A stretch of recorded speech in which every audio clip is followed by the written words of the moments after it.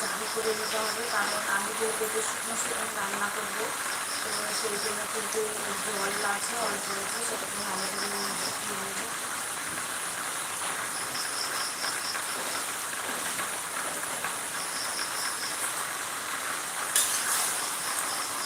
একদম শুকাবো না, একটু ভেজে ভেজেই রাখবো।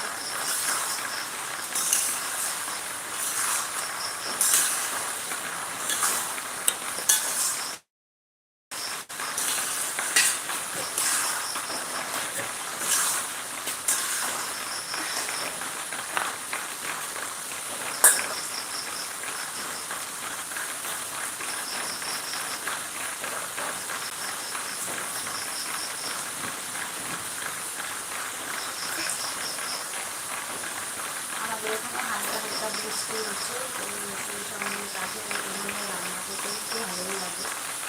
গরম হলে অসুবিধা হবে, কারণ আগুনের তাপটা বেশি লাগে।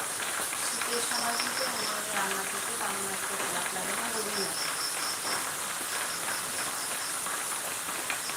আমি তো বেশিরভাগ সময় উনুনে রান্না করি, শীতকাল সময় গ্যাসে।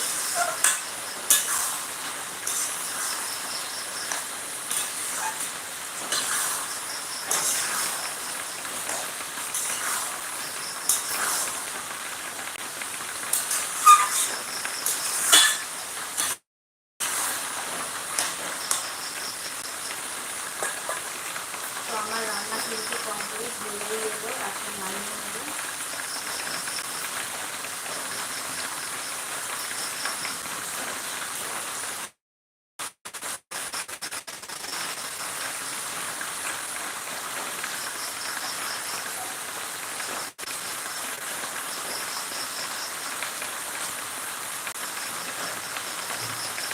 যারা দেখছে, যাদের কাছে লাইফে পৌঁছেছে, তারা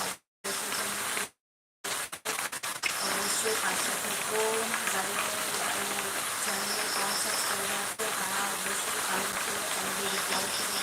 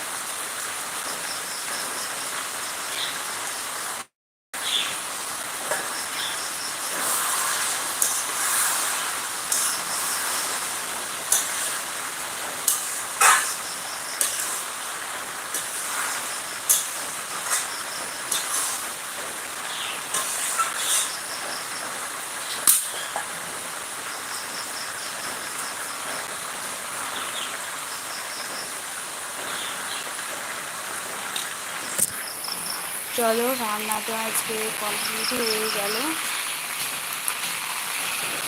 তোমাদের ব্যাক ক্যামেরাতে নিয়ে নিচ্ছি। এই দেখো, এখানে রেডি হয়ে গেল চাল কুমড়ো মাছের মাথা দিয়ে।